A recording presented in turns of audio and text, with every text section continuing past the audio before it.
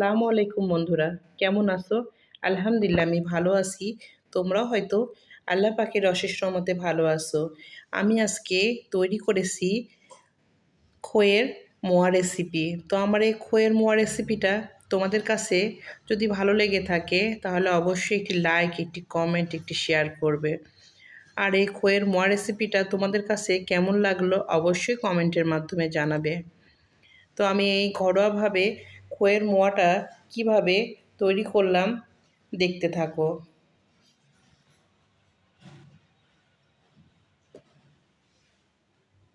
খইয়ের মোয়াগুলো আমি যেভাবে তৈরি করেছি, আমার রেসিপিটা তোমরা ফলো করলে বাসায় খুব সহজে তৈরি করে নিতে পারবে এই মোয়া রেসিপিটা।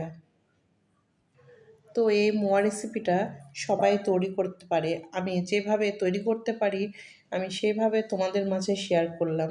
যারা নতুন রাঁধুনি আছো তাদের অবশ্যই কাজে লাগবে এই মোয়া রেসিপিটা।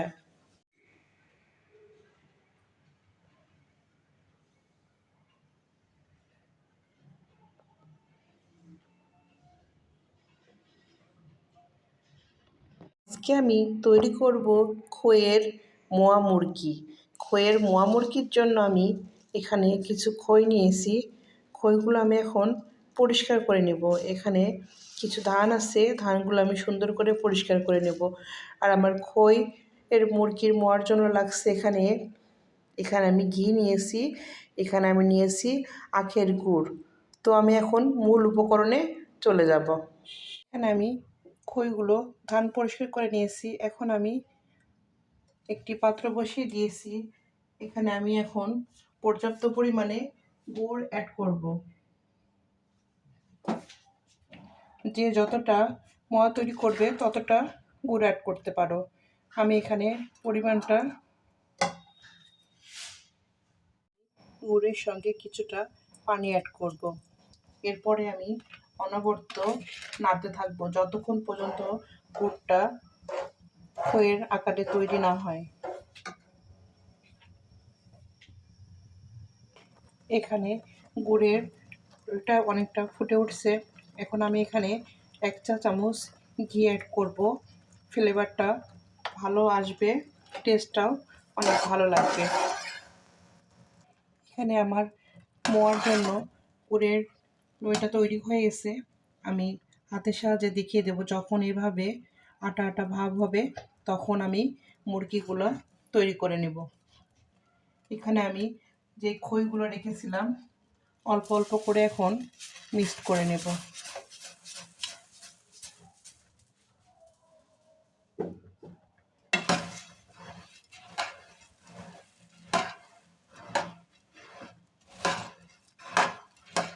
এভাবে আমি প্রতিটা খইয়ের সঙ্গে গুড়টা মিক্সড করে নেব। এখন এই খইগুলা উষ্ণ উষ্ণ গরম থাকতে থাকতে মোয়া আকারে তৈরি করে নিতে হবে। এখানে আমার খইগুলা গুড়ের সঙ্গে মিক্সড করা কমপ্লিট। আমি এখন এক এক করে মোয়া তৈরি করে নেব। এখানে এখন আমি মোয়াগুলো তৈরি করে নেব। মোয়া তৈরি করার জন্য আমি হাতে হালকা ঘি লাগিয়ে নিচ্ছি। এরপরে আমি কিছুটা অংশ নিয়ে মোয়া আকৃতির তৈরি করে নেব। এটা গরম গরম থাকতে থাকতে করতে হবে, না হলে তৈরি করা যাবে না। এভাবে আমি সবগুলো মোয়া তৈরি করে নেব। এইভাবে কিন্তু খুবই অল্প সময়ের মধ্যে বাসায় মোয়া তৈরি করে নেওয়া যায়। ঘরোয়াভাবে বাইরের কেনাটা খাওয়ার চাইতে ঘরে তৈরি করলে খুবই ভালো হয়।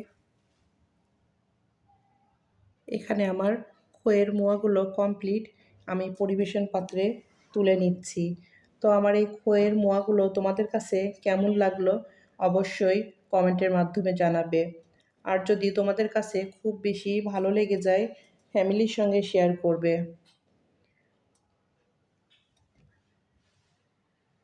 আমার এই মোয়া রেসিপিটা তোমাদের কাছে যদি ভালো লেগে থাকে অবশ্যই আমার চ্যানেলটি সাবস্ক্রাইব করে আমার পাশে থেকে যেতে পারো।